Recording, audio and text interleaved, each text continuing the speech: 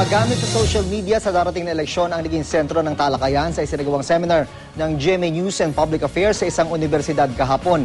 Nilahukan ito ng Parish Pastoral Council for Responsible Voting na layo ni daw maging citizen journalist.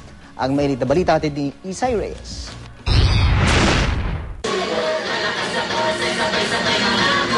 Bilang paghahanda sa parating na eleksyon, isang social media seminar ang isinagawa ng GMA News and Public Affairs sa mga volunteers ng Parish Pastoral Council for Responsible Voting o PPCRV sa Ateneo de Manila University sa Quezon City. Pinangunahan ito ng GMA social media team na nagbigay ng kurso sa paggamit ng mahalagang social media sites tulad ng Twitter at Facebook. Mahalaga raw kasing malaman ng lahat ang wastong paggamit ng social media, lalo na't maraming tao ang may access dito. Gusto namin, number one, na ibigay yung power ng social media sa mas maraming tao. So kapag tinuruan namin sila na gumamit ng social media, ang laking tulong kasi makakatulong sila sa pagbabantay at sa pag-report ng mga election anomalies, if ever.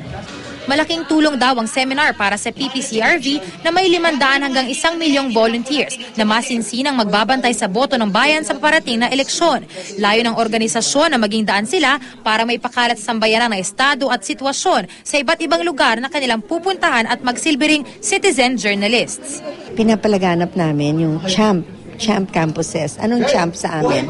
Clean, honest, accountable, meaningful, peaceful elections. Ini-involve mo kasi yung mga magre-report, somehow, may excite yan. At pag for now, no, pag nakita nila na meron pala silang nagawa for the election, naging makabuluhan sila. Maliban sa kaalaman tungkol sa social media, muling pinalalahanan sa mga lumahok na mag-think before you click. Hindi na raw kasi biro ang bilis ng pagkalat ng balita sa internet, kaya dapat tama ang konteksto at impormasyon bago ito ilabas. Binabanggit natin sa mga seminars natin, double-edged sword yan eh.